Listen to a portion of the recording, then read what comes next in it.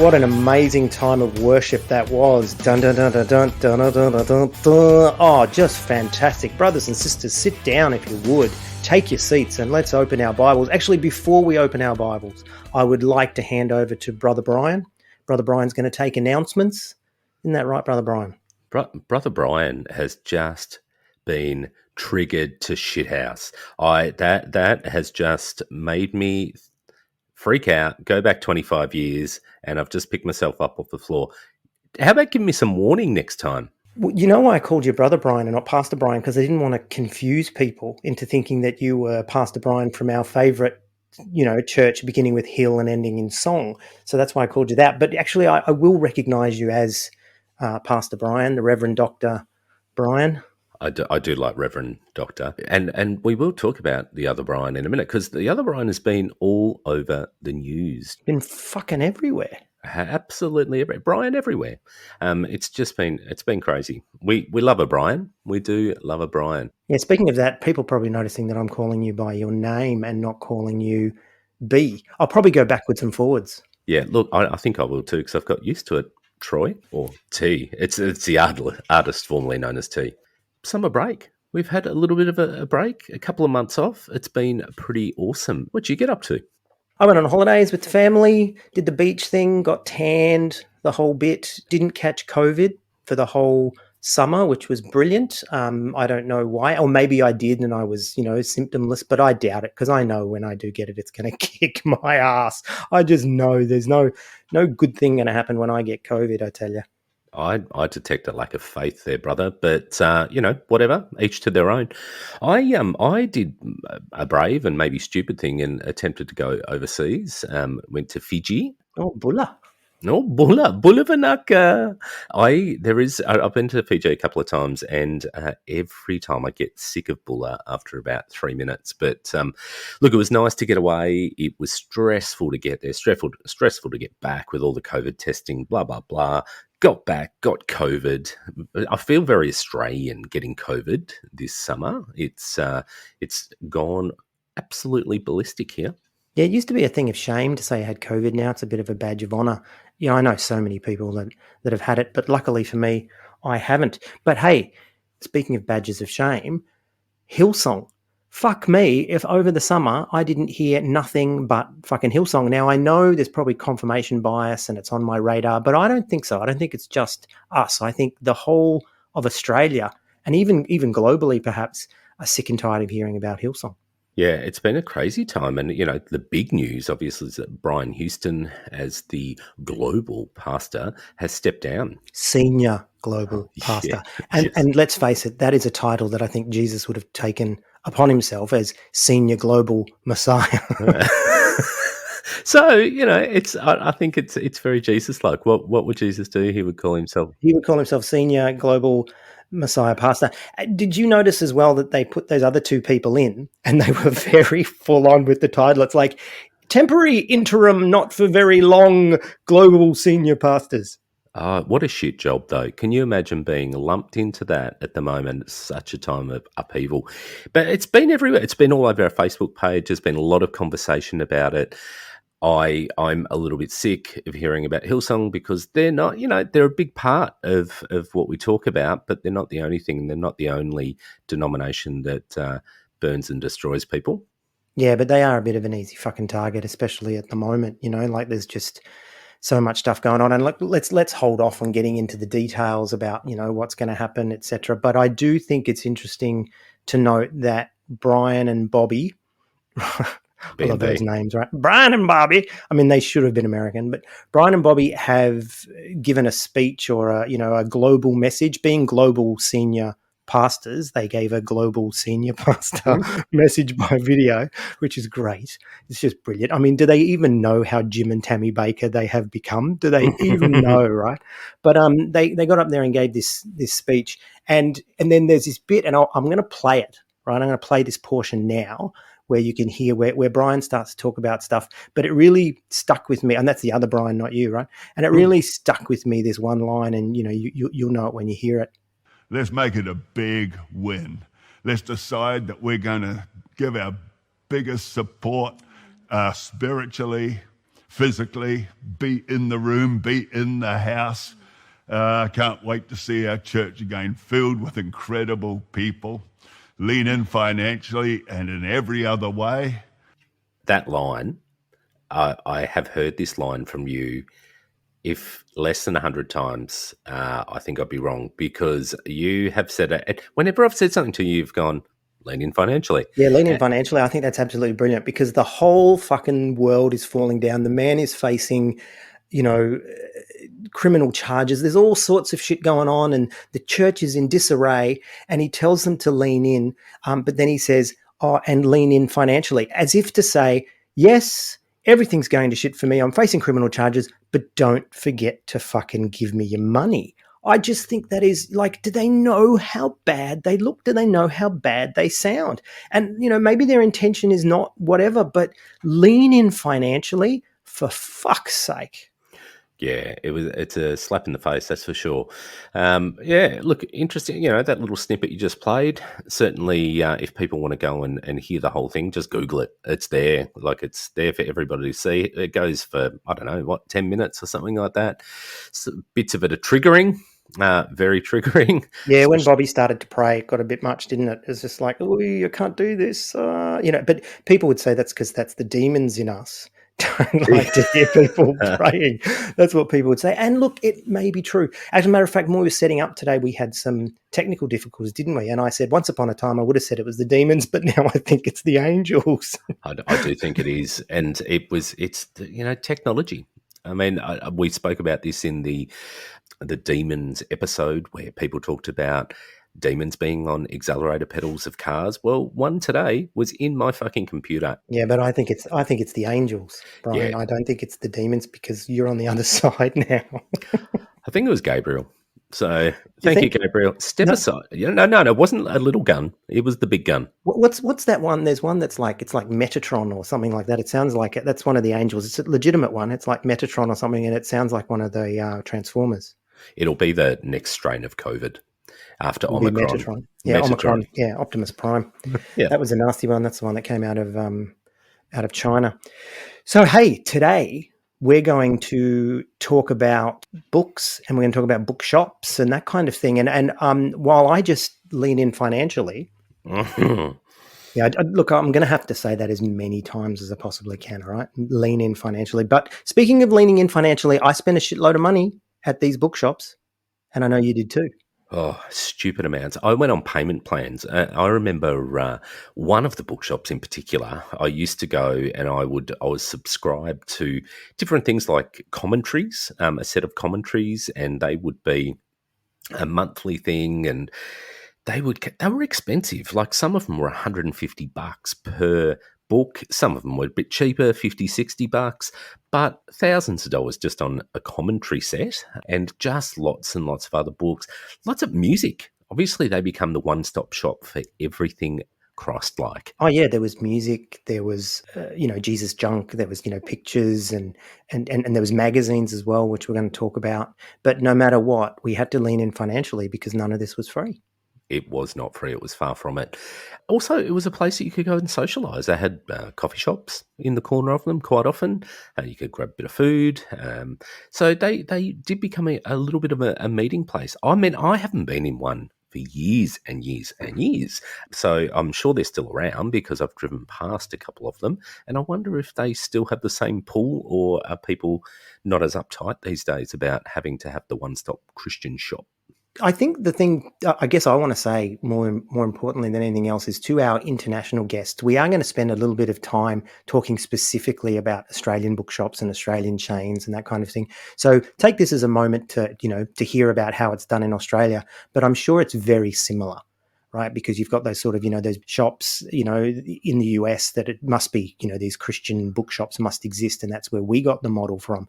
But the ones that spring to mind are Word Books, Mm-hmm. Koorong, Open Book. I forgot about it. Yeah, the Open Book, yeah. Scripture Union. Yep. And the Bible Society as well. I don't know if you remember, they used to have their own bookshop too. I do remember them. Was that more like Catholic type bookshop? I don't think it was Catholic, but it was more mainline denominations. So, Church of England, Anglican, even Uniting Church. I think that was that was where you went for open book. Yeah. Yeah, it's interesting, isn't it? Because I mean, I would venture into one of those when I felt like I was being a little bit more daring. I know that there was one attached to I'm pretty sure like a Uniting Church or something like that, near where I was living at the time, and it was all there was different stuff in there, and there was even you could go in there and get your little communion cups. Yeah, that was the open book. That's what Yeah, that was. That was the open book. that's the one. So you felt a little bit more ecumenical. Yeah, and they had the liberal stuff as well. Like you couldn't go in there and get Kenneth Hagin books. It was more sort of Marcus Borg and that sort of mainliney kind of thing. Yeah, but I mean, how much time did you spend at these? I mean, I just spent an insane amount of time. I even remember they used to have these sales, and there would be a build up to this sale, and this was generally pre-email, so you would get stuff in the mail that said, "Hey, next month we're going to have a big sale, and we're going to open the doors at midnight or 2 a.m. or something like that." It was always some obscure time, Yeah, and because that's the demon hour, 2 a.m. yeah, it is. They We can can't all open get at midnight because, Jesus, no, he wouldn't be big on that. he wouldn't be big on it. Needs a nap.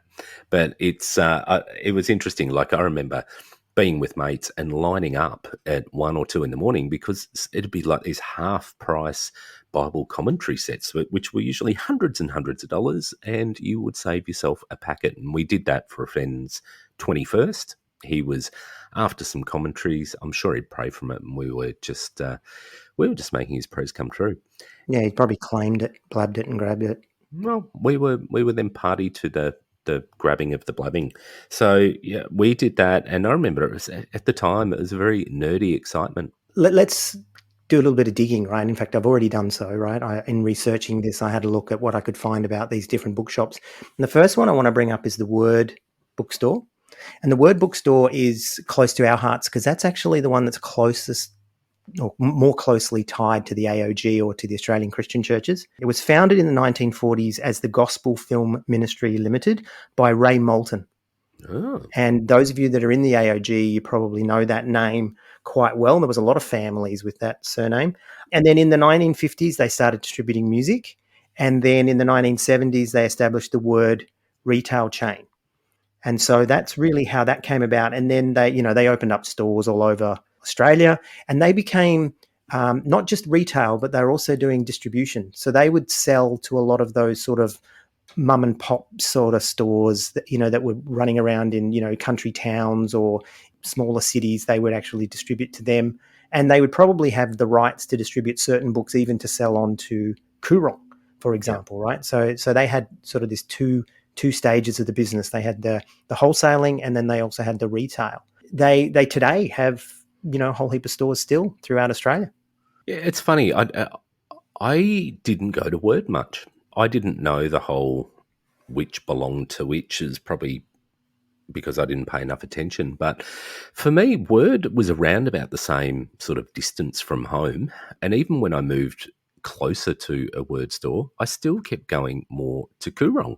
So it was interesting how you chose which one. And I don't know what it was based on. For me, it was just based on what I knew, what I was introduced to first. But were you more of a Word guy? I know I was more of a Koorong. I just thought Word had more of the sort of the wacky shit and that sort of hardcore penty. Even when I was a hardcore penty, I still considered myself to have a higher palate in terms of theological texts.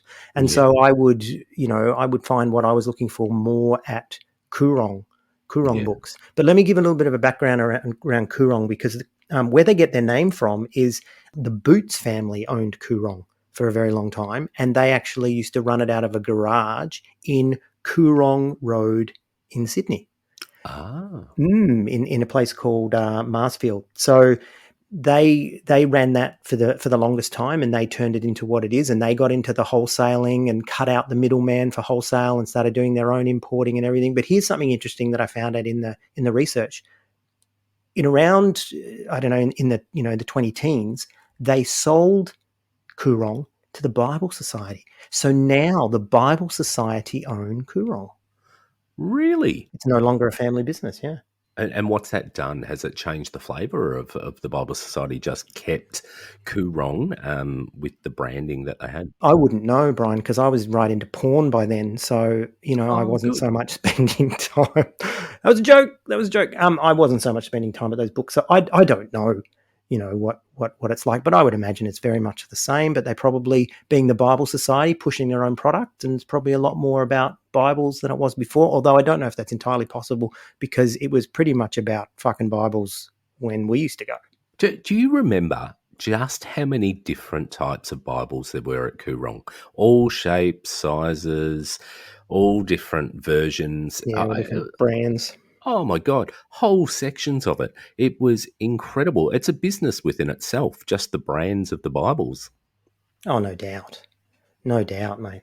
But I mean, as I said, now that the Bible Society own them, and isn't that interesting though? Because Word is still owned by the family, as far as I know. I could be wrong, but if someone wants to correct us in the Facebook group. But as far as I know, Word is still owned by that family, but Coorong is owned by the Bible Society. So I would imagine that a lot of the profits that the Bible Society would make from Coorong would be going back into, distributing Bibles and missions and all that kind of stuff. So if you were a true Bible believing blue blooded Christian, you'd probably be shopping more at Coorong rather than Word, because Word is feathering someone's backyard swimming pools and Mercedes Benzes and that kind of thing. Whereas Coorong, I mean, do you think that's out of line to say?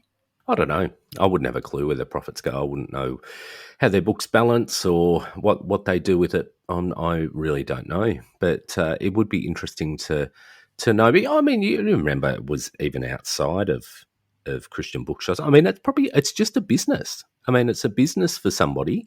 If it's a family type business, it's probably just like a business of a Christian plumber or whatever, except that they're peddling the goods of the good Lord. Oh yeah, I'm not dissing for a moment that they shouldn't be doing that and making money. I'm just saying, if you're going to spend your money, do you want to give it to the Bible Society, who will in turn be making more Bibles, or do you want it to go to the family business? I know which one I would have chosen back in the day had I known. But back when I was buying, it was two families, so it was either give it to the Penty family or give it to the Bappos or Church of Christ or whatever they were. Because the Coorong ones were, like you were saying before, they were a little bit more evangelical and less Pentecostal, weren't they? Yeah, definitely. And then when you had bookshops as well, generally every church you went to had its own little bookshop. Sometimes it was a book stand with, a few different books and, guest speakers and all that. But some churches had a decent, like my parents went to a church that had a full-size bookshop in it. It was very big, full range of stuff, and you needn't go to Coorong or Word. So some of them became very independent in the way that they did it. And those bookshops too, they would have been sourced or wholesaled by Coorong and or Word, right? So ultimately, the money does go back to either of those two big names. But speaking of the bookshops in the church, of course, that's where Tape Guy hung out. Oh, Remember Tape Guy, the Tape Guy that was yeah, up on the pedo. pedophilia charges? I Yeah. shouldn't laugh. No, it's not funny. But he was running the bookshop. So bookshops were pretty special places, and they could have some very special people working there. They most certainly could. And generally all run by volunteers with the bottom line profit going back into the church. Exactly right. So what about the Scripture Union bookshops? Do you remember them? I do. Were they uniting sort of No. They come out of a Scripture lot? Union, which is evangelical, Oh, okay. Baptisty, kind of thing. Yeah. I didn't go to that one because that was a fair way. I mean, I did go to it on one or two occasions, but it was a lot further away for me. So I certainly didn't go there as a course of habit like I would to Coorong. Mm. How about Yeah, well, in our city, the Scripture Union had two, and one was sort of inner city and the other one was out in the burbs. In fact, there was probably more. But that was where you'd go. They had some really wacky shit. Like they had some wacky stuff. I remember going there once and I, found like there was Don Gossett books and there was Kenneth Hagan books and Watchman Nee and all these kinds of, sort of little more freaky characters. And then there was even a book I saw once that was all about the conspiracy theory. It was basically a conspiracy theory book all about vitamins, and that vitamins were this big scam. I guess it's kind of like, proto vaccine kind of thing. But yeah, I didn't see that in Coorong. You wouldn't have found that book in Coorong, but you could certainly find it at the Scripture Union bookshop. Yeah, I don't think you would have found it in Kurong. Kurong also had sections of like romance, Christian romance novels, and that obviously took out the interesting gutter trash bit, and I think they had a wider or broader product range that tried to cater for every corner of your life in many ways. So they definitely went for a market of trying to make sure that they were a one-stop shop. This is all you needed to come to. Bucket load of music here for you as well. No need to go anywhere else. It was kind of an echo chamber, wasn't it? Like in terms of what you needed for Christianity. If you needed a book on sex, they did. They had books on sex, right? If you needed books on pregnancy, they had books on pregnancy. If you needed books on dieting, like that was true of Kurong and Word. I think they both had those. And I like what our mate Frank Schaefer, who we're going to be interviewing next week, by the way, but Frank Schaefer said that the title of every evangelical book could be "How to Keep Your Faith in Spite of insert worldly threat here." Yeah, it's very true. And if you look at the product range, that's what it was. It was scare tactics of what was out there, and you needed to make sure, here you go, here's a product that can help you face your fears of what's out there and cast it out.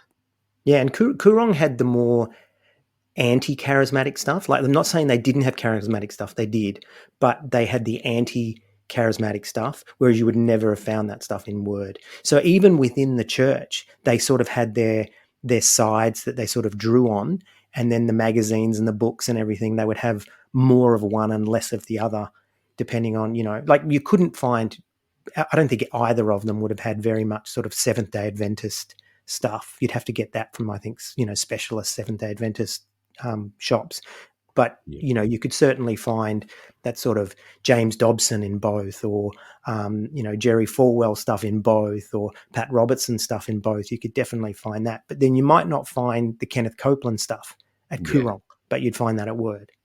Yeah, that's true. Although I do remember, I can't remember if it's where I got the John Avanzini book, that 30, 60, 100-fold book or whatever. I can't remember if I got that from Kurong or whether I bought it directly from him when he spoke at a church. He would have been selling it and making the profit for sure. Yeah, he would have been. I had a bit of a sense that maybe I'd either saw it or bought it from Kurong, but maybe I didn't. But when you said before about an echo chamber, I mean, they are, absolutely, they reinforce the belief, and it's like when Bart spoke to us, you get up on a Sunday and you talk about your beliefs. You go to a home group, talk about beliefs. This bit, you buy the books that reinforces your beliefs. So make sure that you're trapped within that echo chamber. How different is that to communist countries that have their propaganda bookshops to peddle the message of their country, like China? You lived in Asia, which you've spoke about before. Yep, I lived in China for 7 years, so a very long time. I would only go to the English sections, obviously, of the Chinese bookshops. So yeah, they do have the government-sponsored bookshops. They have there's a number of bookshops in China, of course, but they have one in particular that's the big government one, and they actually have them here in Australia. Believe it or not, they actually do exist. Yeah, I mean, it was all government sponsored stuff, but you could go there and you could buy Chinese classics, and it wasn't just Mao's Little Red Book or the writings of Xi Jinping. You could actually buy Journey to the West or Dream of the Red Mansions or whatever these sort of Chinese classics were, and that's what I was going to buy. But the experience was very similar, Brian, I have to say. When you brought that up to me, I was like, actually, that's exactly what it was like, because you would go in, there was, all this kind of book was over there, or that kind of book was over here. The English language section was over here. And then when you'd go into the next one, sort of in another town, it was set up exactly the same and the structure was the same. And it was kind of like Blockbuster Video for Chinese Communist Party, in the same way these Christian bookshops are Blockbuster Video for Christians, really. Yeah, absolutely. And I mean, look, that's their business. They're trying to reinforce the Christian message, and the Christian bookshop selling Christian products. And so, I get it. That's what they're doing. They're not going to offer your latest best-selling books from New York Times. I mean, it's not going to happen, but it definitely is not a varied flavour at these shops, I guess, is what we're trying to get across, that you have a brand of Christianity or a brand of It's evangelicalism. evangelicalism, isn't it, really? I It mean, is. because you're not going to find Jehovah's Witnesses books, you're not going to find Mormon books. You might find some high church Anglican or some high church Catholic, that kind of thing, probably more at Koorong than you would at Word. Definitely the open book. But largely, especially those two big names, Word and Koorong, it's evangelicalism, and that's what they peddle. Well, you'd always find, that section, was it Hank Hanegraaff or something like that? He'd always have those books on how to deal with Mormons, how to deal with Jehovah's Witnesses, how to deal with Seventh-day Adventists. I think that was his name. Something like Hank Yeah, Hank Hanegraaff. Hanegraaff was one of them. Yeah, and Yeah. there was another one. I can't remember the name of the author, but he was actually Hank Hanegraaff's boss before he died, Oh, and he wrote a book called The Kingdom of the Cults. And so there were sections that were basically, and here's how everybody else is wrong section, right? yeah. So they would have sort of cults and world religions, and so how to argue with a Mormon, or how to argue with a Muslim, or how to shut. No, they wouldn't say how to shut down, but you know what I mean. It was that kind of thing. So definitely that was there. Yeah, it was. Do you think if you got some standout books, ones that or book series that you remember that were ones that really hooked you in? Yeah, well, remembering I left church in 1999, Yep. so I stopped going to those shops then. So I'm certainly coming from an 80s and 90s kind of paradigm. But I think This Present Darkness by Frank Peretti. Do you Yep. remember that? So that Yeah. was a big deal. I can visualize it now. It was a purple covered book, and it was all about spiritual warfare, angels fighting demons, and stopping us from making our podcast and that kind of thing. And it Oh, was, it was fiction, but it was fiction that was based on truth. It was based on reality. And so I even had non-Christian friends who had read that book, and I would give it to them as a kind of evangelism. yeah. Like, here, read this, because here's what's really going on. You can't see any of it. There's absolutely no evidence for any of it. However, this is what's happening. And it was this, battle between, Satan's demons and God's angels. And a lot of what we thought about in terms of spiritual warfare, which is going to be an episode this season, by the way, we talk about this, but it was based on that book and those series of books. There was actually a follow-on. I can't remember what it was, but I remember someone saying to me that they went into Word or Koorong and they said, the stack of This Present Darkness books by Frank Peretti, the stack of the books at Koorong was actually higher than the stack of the Bibles. That's how popular that book was for a while. Oh, it was huge. My mum was absolutely hugely into the Frank Peretti stuff, and I think you're right. It was very much around imparting spiritual truths through the fiction genre. So it drove home a message. I mean, one for me was the Left Behind series, and that did come out well before '99. I think it was mid '90s that one came out and went through to mid noughties. But that one was about the rapture and about being left behind and putting a real sense of fear into people that were left behind after the rapture and what these people would do prior to Christ's second coming and Armageddon, all that. It was really, really, I think it was written by Tim LaHaye and Jerry B. Jenkins, and it was huge. And they made a movie out of it. Oh, they made more than one movie, man. They made heaps of movies. They did, but this one movie had Kirk Cameron. Yeah, Remember? yeah. So Really? another one, another Left Behind movie, I'm sure had Nicolas Cage in it. Oh, really? So two shit actors, lead actors. Nicolas Cage isn't a shit actor. He's apparently really bad with maintaining his money and his marriages, but I wouldn't say it's a shit actor.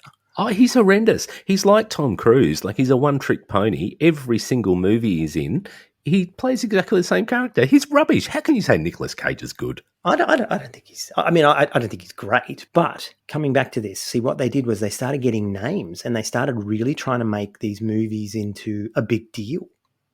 Yeah. The movies were rubbish, like, I've got to say. I mean, I'm more of a book person than a movie person anyway, because I think my imagination is something that I like to let run away while I'm reading a book. But when I saw the movies, I thought they were really crap, but I love the books. So you're saying, as far as fear-laden Christian literature, the book is better than the movie. Yeah, absolutely. The reading of it made me more fearful than watching it, and maybe that was Kirk Cameron. He should have stuck to Growing Pains and just left his career there, but he tried to branch out into Left Behind, and he was just rubbish. But the Left Behind series, I mean, it really was quite a fear-based series. The whole thing, it went to the fact of decapitation and people dying and getting killed. And it was, it had a fair degree of violence in it as well. At the time, though, I mean, I'm not quite sure I got into it from a theological base, thinking I'm going to be left behind, I'm screwed. I thought it was a really good fiction series. It was reasonably well written, but I can't say it scared me. Actually, I was on my way out of Christianity when I was reading this series, so it did nothing to hook me in and keep me there. I didn't read them. And, even though you said they started coming out in 96 and stuff, I think I was sort of over the end times by then. And, I by mid-90s, I'd stepped out of Pentecostalism and was more into that sort of, evangelical left kind of scene. And so, I didn't vibe with it. Have you seen that meme where it's got a picture of a naked bum and an arrow pointing to the left cheek and it says left behind? No, I haven't. I'm pretty sure that was in the Facebook group. I thought that was quite clever. Left behind. I like it. But yeah, look, they were books that certainly sucked me right in. But remember also, you and I used to go trawling through secondhand bookshops, just your normal ones, your normal secondhand bookshops, the little smelly places that had stacks of books on the floor or falling over. You had to walk sideways to get down the aisles. Which barely exist anymore, by the way, which is a real loss. It is a real loss. Quite often you've got to go to an op shop and have a look at their book section, and sometimes you can find stuff in there. But you and I used to find some amazing books. Yeah, matter of fact, I found Francis Schaefer's a number of Francis Schaefer books in those secondhand bookshops, and I even stumbled across some sort of anti-Christian stuff, and I used to find Mormon stuff and J-Dub stuff, and because me, I used to like to collect all these sort of fringy, freaky kind of stuff. So yeah, used to find some really, really cool stuff in the secondhand bookshops.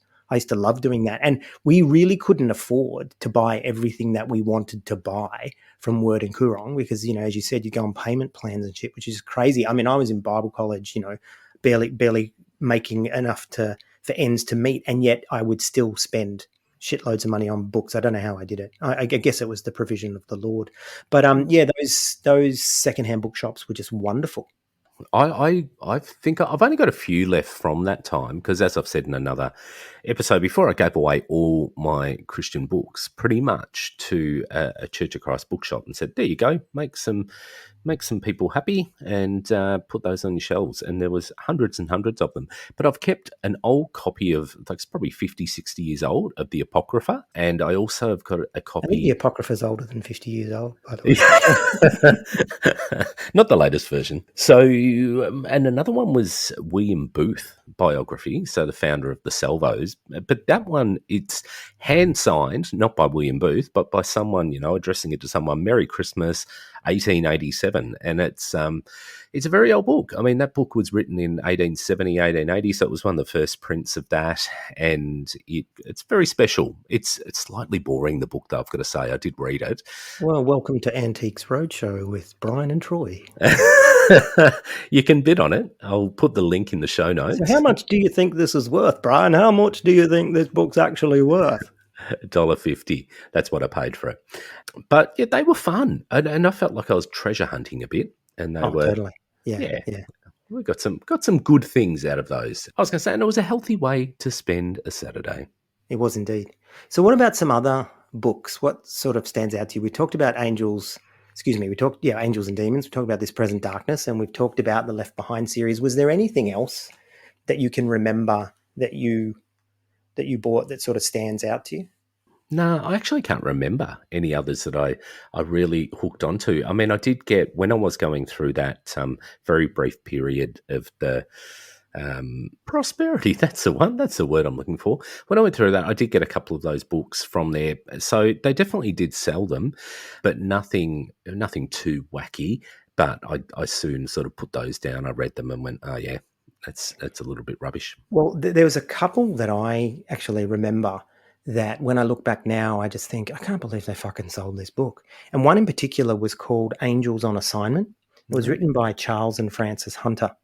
And in it, there was this guy who they claimed to have met and known, and he gave him his story. His name was Pastor Buck, which is kind of funny because it's like Pastor Buck, right?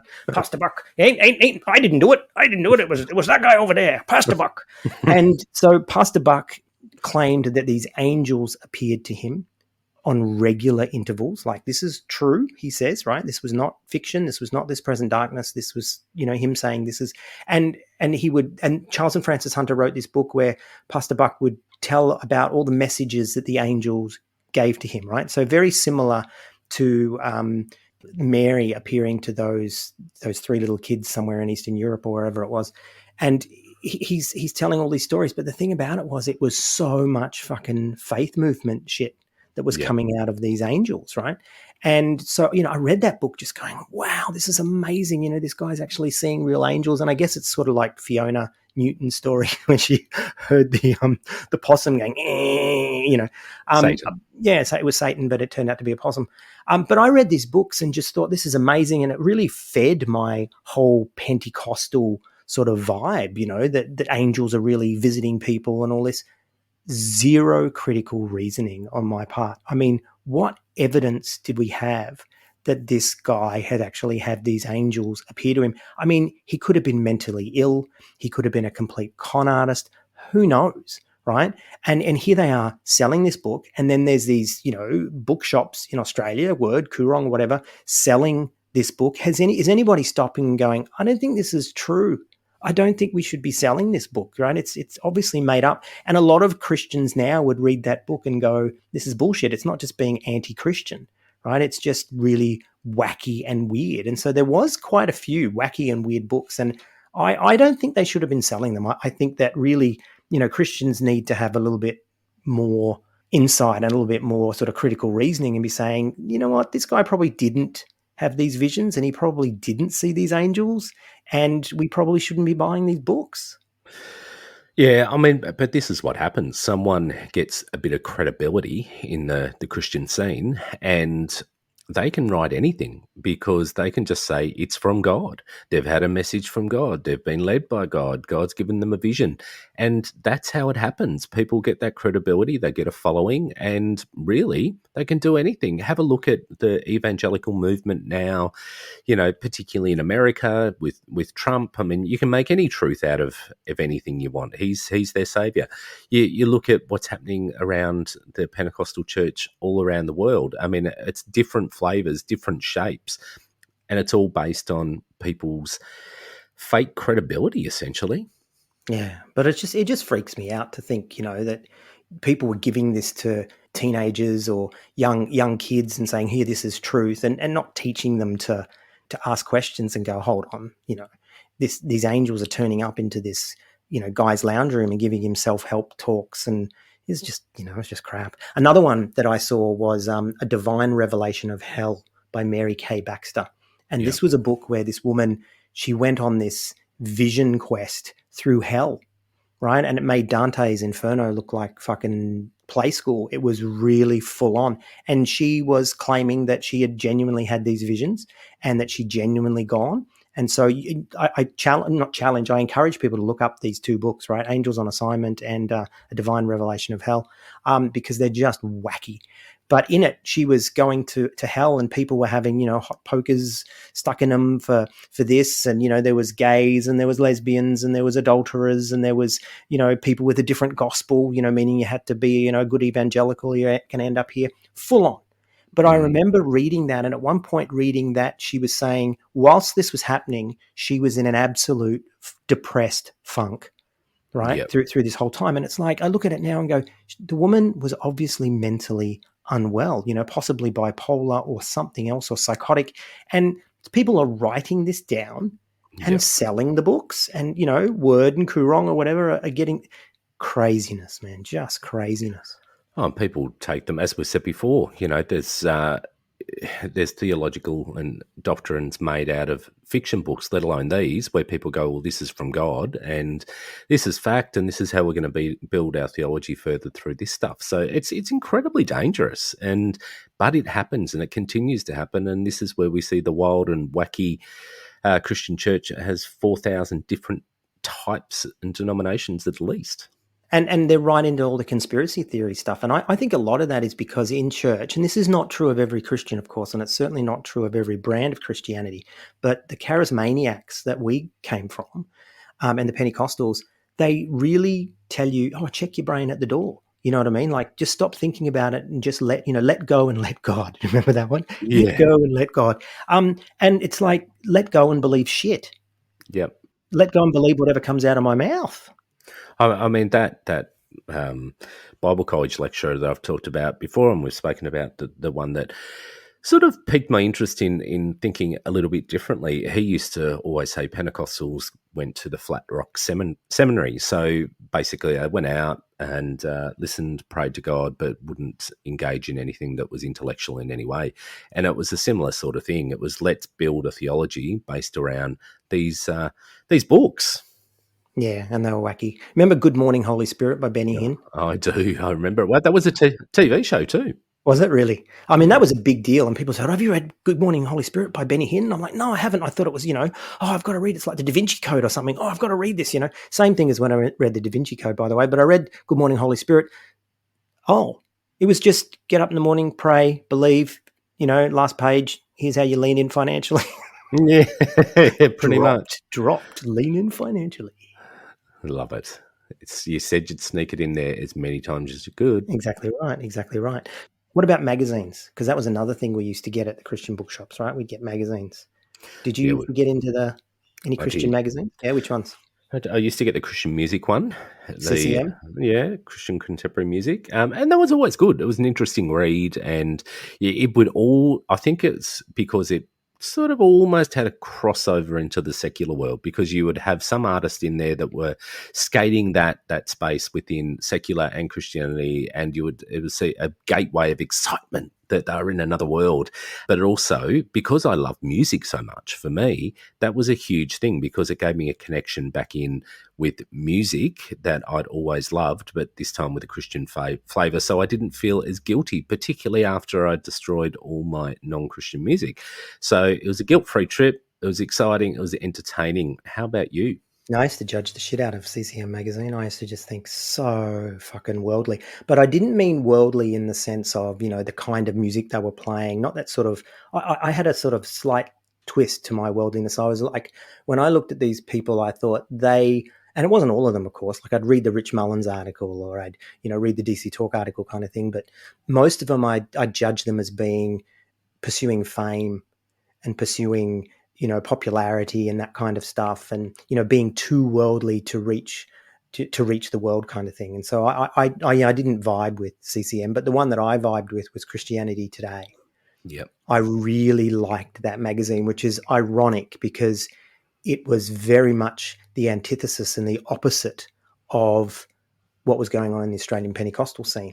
I mean, Christianity Today, at least from an evangelical perspective, was challenging us to be real and to open our minds to, other points of view. And they would even have no problem reporting the negative stuff that was going on in the church. Yep. And so, those people that have been listening to the Rise and Fall of Mars Hill, which is from Christianity Today, I'm not surprised that they've done that, because it was very much what they were doing back in the day. They were, Philip Yancey was a writer for Christianity Today, and other people like that. And so it was, I wouldn't say it was leftist leaning, but it was certainly more left of center than, the right wing shit that we were hearing through Pentecostalism and other branches in the church.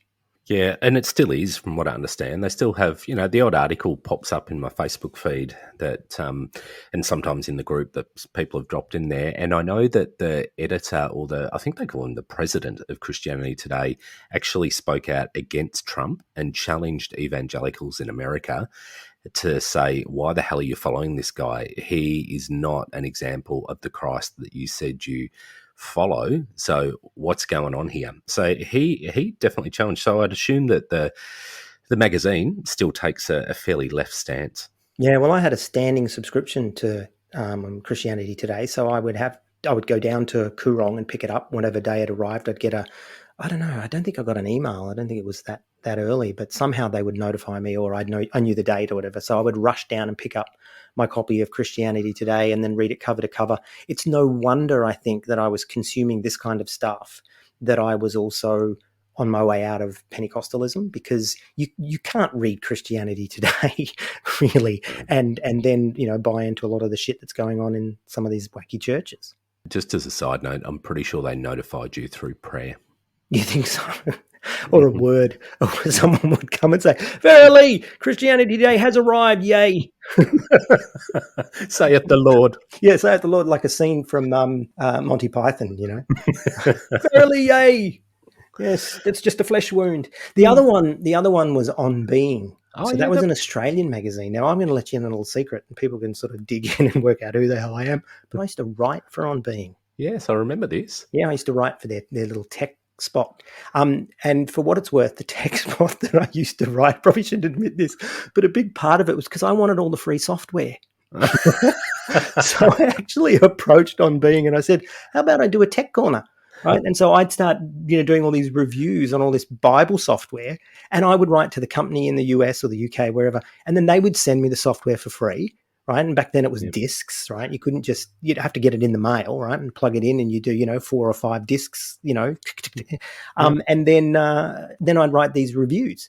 And I was always positive because they just sent me $100 worth of free software, right? Mm-hmm. But yeah, I used to write for On Being, but that was a little bit more sort of leftist leaning as well. And there was a guy by the name of Daniel Batt who was their editor for a very long time, and he very much had, and I think they came out of Hawthorne Baptist. I think that's actually what On Being came out of. He would sort of write these articles that weren't quite negative, but at the same time were asking the right questions. And I think that's why On Being didn't really make it into our sort of Pentecostal experience initially, because it was just too lefty, pinko, commie, gay loving. It just wasn't, wasn't Pentecostal enough. Yeah, that's right. They questioned. You can't question. Yeah, that's right. I mean, they were still quite narrowly evangelical, and I think Daniel today would admit that that's what it was like. But that went on for a while. I don't think it exists anymore. Okay. I wouldn't have a clue. I'm so far out of the loop that I really don't know. Although I feel like I'm getting pulled back into the loop with all this Houston and bloody Hillsong media at the moment. Yeah, very much so. Yeah, I think since we started doing this podcast, I've sort of seen a lot more of the Pentecostal world again, and becoming a lot more aware. Hey, before we move on from magazines, I do want to say that I subscribe to the Kenneth Copeland magazine. Once upon a time, I used to get it delivered, and I actually subscribed my mother to it as well, and it was free, right? Because that was one of their main ways of raising money, was to send you this magazine with all these little envelopes, inside. You'd stick your money in and send it back. But I can remember when I went off the faith movement, I tried to cancel the magazine, right? And no matter what happened, I couldn't get them to stop. They just refused. And I would write them letters and send them to America saying, I don't want your magazine anymore. And it would still come. And the same for my mum, because my mum was never into it anyway, right? I was, just thinking once upon a time, get her saved or whatever, reading Kenneth Copeland. And it just would not stop coming. It just, no matter what I did. And eventually email came, and I'm sending them emails and everything. You know how I got them to stop in the end? Which is funny, because they ignored every single message that I sent and asked them to stop. I'd imagine you moved. No, you know what I did? I actually opened it up and wrote, return to sender, no longer at this address, and then put it back in the mail and sent it back. And then that was it. When they realized that their potential fundraiser was not living at that address, which wasn't true, by the way, right? They stopped sending it. And so that's how you stop getting evangelical mail, is you pretend you've moved. Oh, well, I'll remember that next time I sign up for one. I'm going to sign you up for 5. You think I'm kidding? I am. I'm going to go in. I'm going to sign you up for emails. I know your email address. I did that to somebody I worked with who loved a joke, so I went and signed them up for just about every junk email that I could. Every time I'd find one, I'd put their name in it. And they brought it up once in the lunchroom, and I was just like, oh my God, I'm the same. I get all this spam. I wasn't. They were, because I signed them up. Yeah, that'd be something to really do to people to piss them off, is to sign them up for a whole heap of, like full-on right-wing Christian shit. Well, you don't need to sign anyone up anymore. You just get shit sent to you anyway. I've lately, text messages, the amount of text messages I get a day saying that you've got a delivery. Yeah, scammers. And they misspell shit and stuff, and they write with like Nigerian spelling. I know. I know. It's really annoying. But yes, I will remember that. Yeah, indeed. Hey, coming to the end of time, right? Meaning that we are in the last days. No, we're coming to the end of time of our podcast. I want to have a little bit of a chat with you, if you don't mind, about what's coming up this season. We have been blessed, haven't we?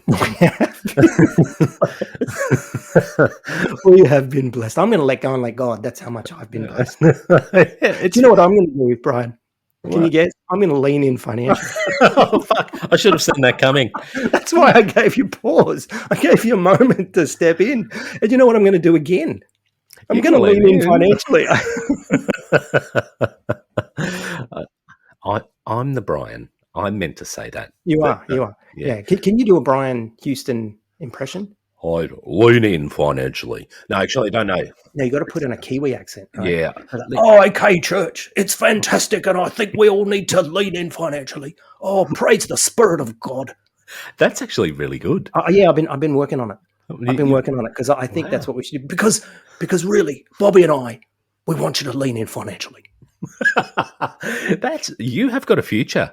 You could be the senior global pastor one day. I want to be the temporary interim senior global pastor for I Was a Teenage Fundamentalist podcast. And you could share that with me, but only temporarily, interimly. And you would have to lean in financially. I would put it to the board. Good one. What board? Oh, you mean the board we stacked with all our sycophants? Yeah, pretty much. Cool. Yeah. Brilliant. So when I say board, I mean Facebook group. We'll put it to the Facebook group. Yeah, put it to the Facebook group and see who is the temporary senior indicator, LinkedIn, whatever. All right. So, hey, the guests. We have, crazy. I mean, we have guests that you're just going to go, what the fuck? You are. And even if you're still in church, you're going to go, WTF? Because we have got some amazing guests. First one we've got next week. Hold on. If they're in church, they're going to go PTL, not WTF. Yeah, right. Not WTF. So, well, no, I think these guests are so good that they're actually going to come out of themselves and go WTF. That's what I meant. What the flippin'? Yeah, what the fuck? Frank Schaefer, son of Francis Schaefer, whose books I found in Secondhand Bookshop. He is amazing. So he's on next week, and he's going to talk to us all about his new book, but also about how he helped found the religious right in America, and now is in total regret for what he did. So that's going to be a fascinating interview. Fantastic. And, Frank, friend of the show. Frank has been lovely. Like we've been in contact with him quite a bit, and I think we'd be hard-pressed to find a guest who has not been more incredibly inviting and generous with their time. Oh, but that said, I think everyone we've had on has been lovely, in case they're listening. No, but I mean, sometimes when we send emails to some people who we've had on, it takes a bit to get hold of them. We've got to go through publishers. We go through here. Frank, straight up, just wrote back and said, "Love the name of your podcast. Where do I sign?" Exactly.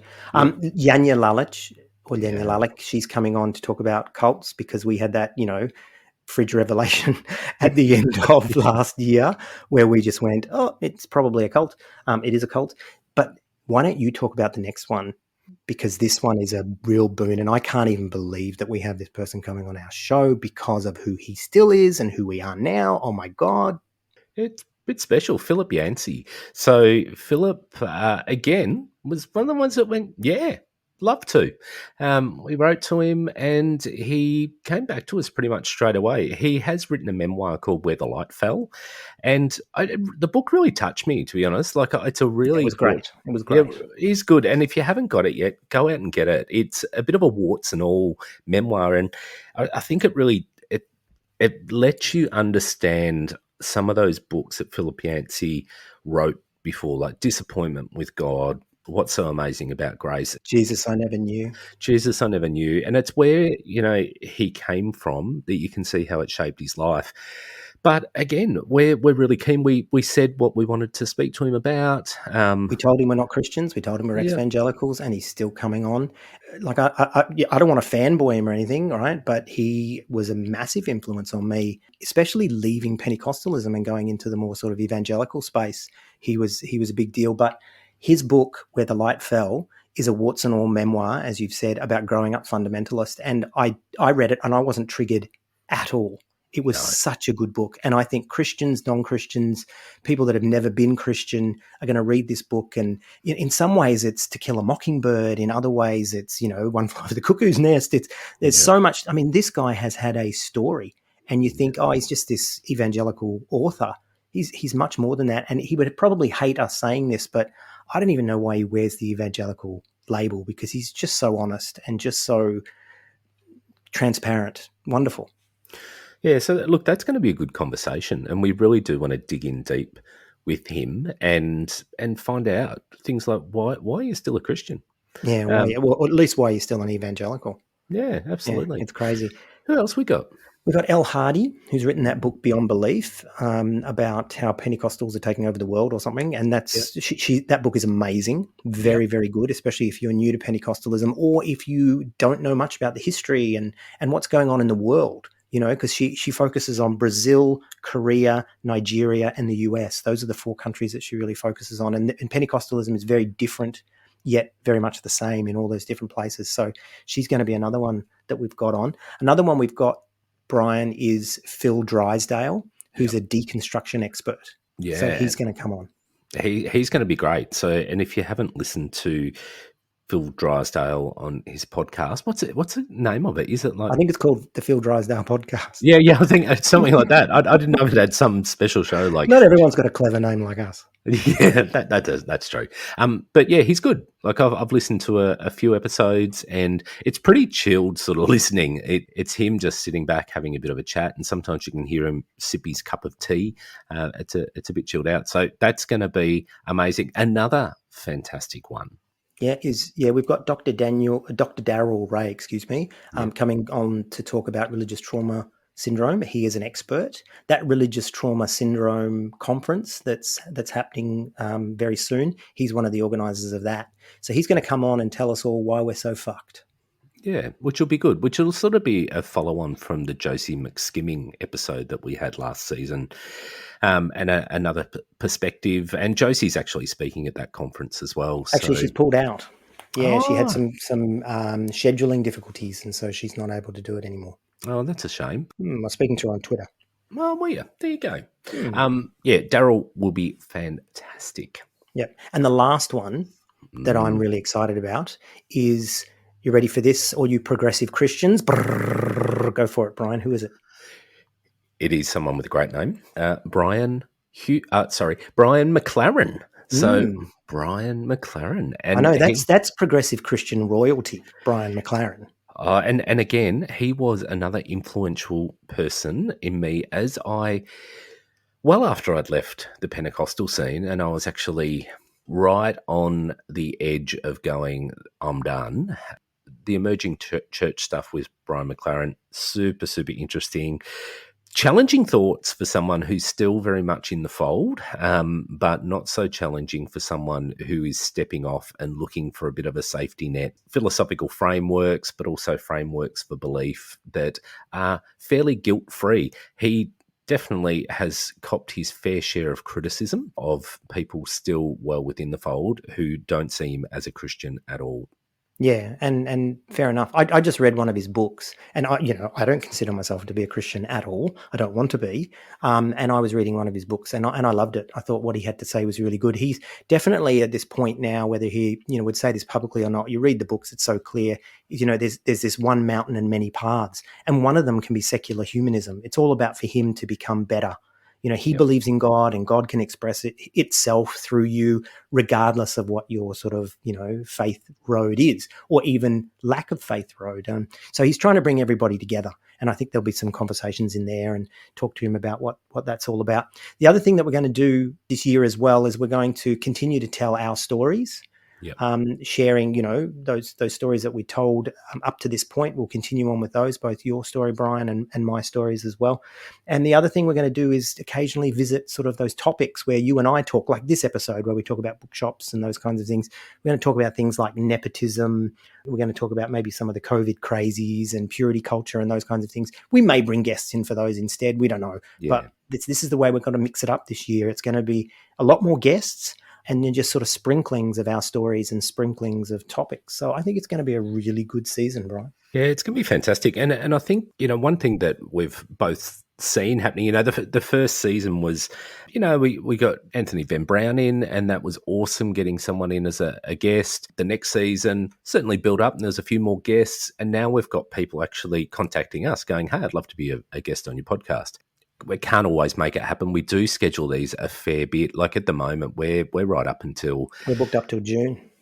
Yeah, it's going to be good. It's going to be good. So there's a lot on. There's a lot going to be happening. We hope you stay with us and, go on this journey. We are certainly, as you can tell by the guests, we are not coming in from a purely atheist perspective or a purely progressive Christian. We've got a good mix of, people from other religions. I want to bring in someone from Ikar Synagogue in LA. I'd really like to talk to one of their rabbis as well. Like I really want to, look at what fundamentalism looks like in other traditions as well and what we can draw from that in our own journey. But it's going to be a big year and I'm really, I'm stoked. I think we've got so much on. So I really hope that you'll stay with us as we journey. Keep engaging with us. We've got the Facebook group continues to grow. There's quite a large number. There's up around 400 people in the Facebook group now. Twitter, we were talking about this before we started today. Twitter has just gone nuts, particularly today, but a little bit more recently. We're also on Instagram now, and that's... yeah. Thank you. Yeah. Someone's running our Instagram page. It's not us, but they are doing a wonderful job with that. So we're really grateful for that. So if you're on Insta, as us young people say, if you're on Insta... Yes. Get on it. And don't forget Patreon too, if you want to lean in financially. Support the podcast. Yeah, no. So I think it's going to be a good year. I'm excited about this year. I'm excited about the guests we've got. I'm excited about the fact that our profile is lifting to a point where we're able to secure these more high-profile guests as well and talk about those contemporary matters. Contemporary Christian issues. Yes, contemporary Christian issues. Because, we do want to we want to look back at the stuff that we've all been through and processed and constructed, reconstructed, deconstructed, whatever. But we also want to have a look at where things are at now and what's the relevance for what's happening. And particularly for those of you who are still wrestling with what it all means and what truth you're making from it as you reconstruct your deconstruction, if that's what you're doing. So all those things are really important to us, and that we want to stay there as a support. We want to stay there for a relevant voice and to engage with everybody. Yeah, and besides that, it's a lot of fun. Well, mate, I'm going to cue the music whilst leaning in financially. Mm-hmm. Shut up. Just one more time. Oh, come on, let's lean in financially. And that's it, mate. So I'll see you next week, and we're going to have Frank Schaefer. I almost said Frank Houston. We're not having him. No, Frank Schaefer, and it's going to be wonderful. We are certain of that because Frank is pretty damn awesome. Look forward to it. All right, see you next week, Brian. Later.